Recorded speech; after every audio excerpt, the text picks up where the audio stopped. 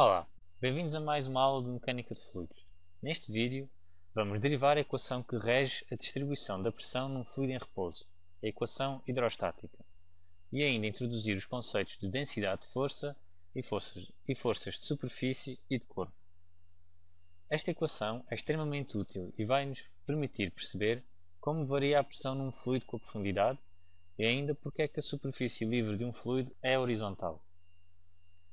Vamos focar-nos num pequeno elemento de volume de um fluido. Este elemento terá dimensões dx, dy e dz. Portanto, o seu volume será simplesmente o produto destas três quantidades. Neste elemento de volume podem atuar dois tipos de força: forças de superfície e forças de corpo. As forças de superfície, tal como o nome indica, atuam apenas na superfície do elemento de volume. É, por exemplo, o caso das forças de pressão.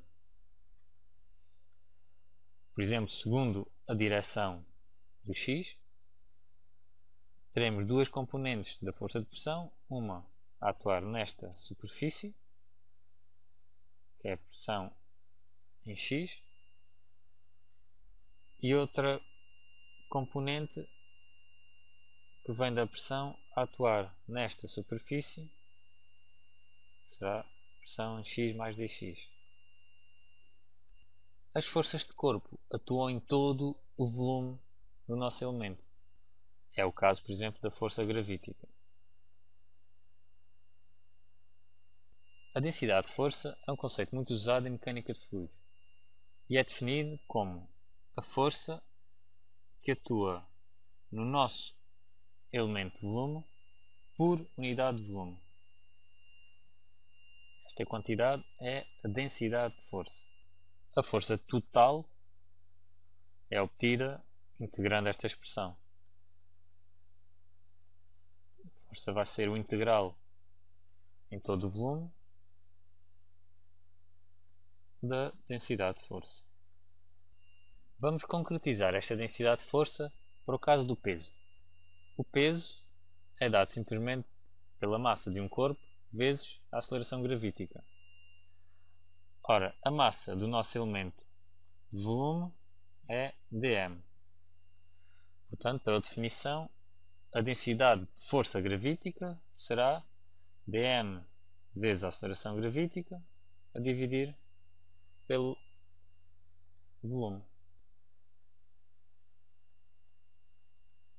Mas se podemos notar que dm/dv é simplesmente a densidade volúmica do fluido, portanto, a densidade de força gravítica é simplesmente ρ, densidade, vezes a aceleração gravítica. Vejamos agora o caso da pressão. Concentremos-nos na força segundo o eixo do x. A força em cada face vai ser a pressão nessa face vezes a área da superfície, que será dy vezes dz. E a força total, segundo essa direção, será o balanço das duas. Temos uma contribuição no sentido positivo, que vem daqui, e uma contribuição no sentido negativo, que virá desta face.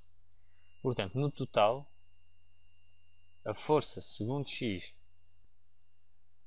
a atuar no elemento de volume é dado por a pressão que está a atuar em x, na face em x, menos a pressão que está a atuar na face em x mais dx, menos porque está com o sentido, segundo o sentido negativo, vezes a área para obtermos a força.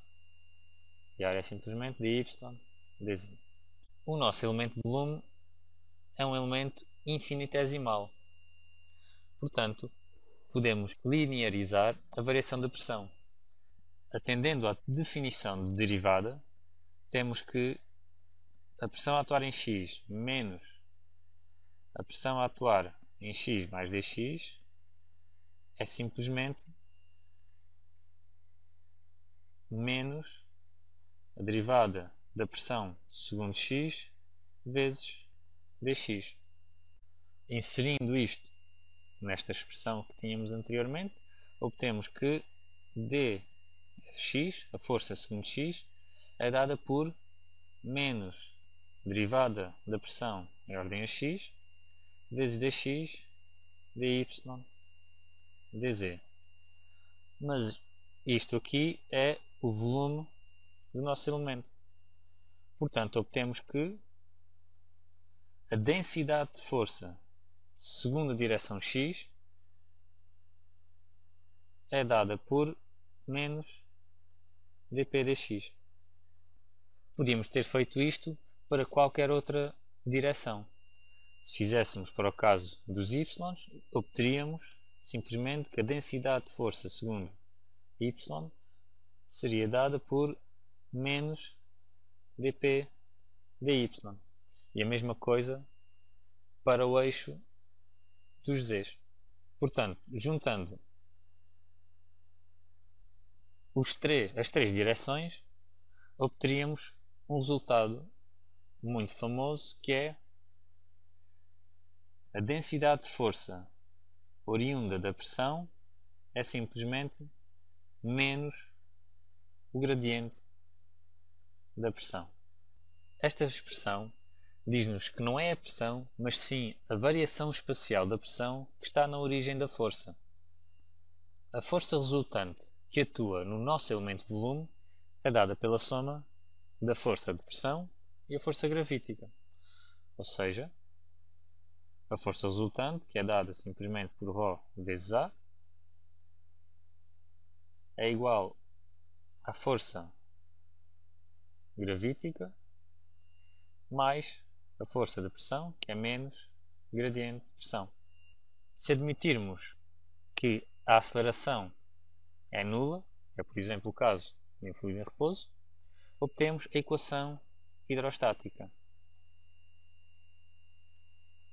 ρ vezes G é igual ao gradiente da pressão.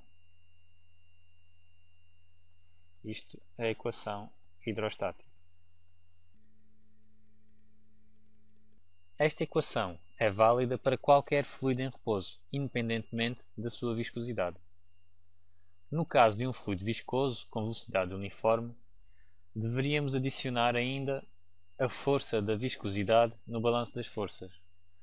No entanto, para um fluido em repouso, esse termo será também nulo.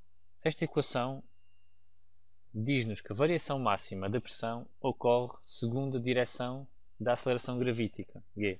No caso de um líquido, a sua superfície livre será perpendicular a essa direção. Acabamos então de provar que a superfície de um líquido em repouso é sempre horizontal. Vamos reescrever esta equação tendo em conta que a aceleração gravítica atua apenas segundo o eixo dos z's. Ou seja, a aceleração gravítica será menos g é de z. Então, a equação hidrostática diz-nos imediatamente que a pressão não depende nem de x nem de y, mas apenas de z. Segundo essa direção, temos que a derivada da pressão de ordem a z será igual a menos ρ vezes g. Integrando esta expressão entre um ponto z0 do nosso fluido e um ponto genérico z,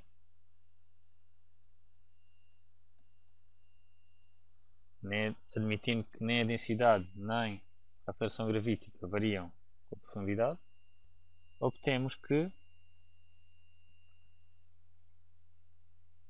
a pressão em Z menos a pressão em Z0 será igual a ρg vezes Z0 menos Z. Reescrevendo esta expressão, temos que a pressão em Z, pressão num ponto genérico, será igual à pressão num ponto Z0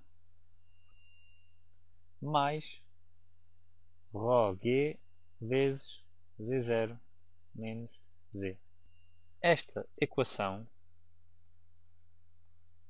diz-nos que para determinarmos a pressão num ponto Z no interior de um líquido, no interior de um fluido, basta-nos adicionar à pressão da superfície, por exemplo, Z0, a contribuição da coluna de fluido que se encontra entre os dois pontos. Da minha parte é tudo. Espero que tenham gostado. Vemo-nos no próximo vídeo.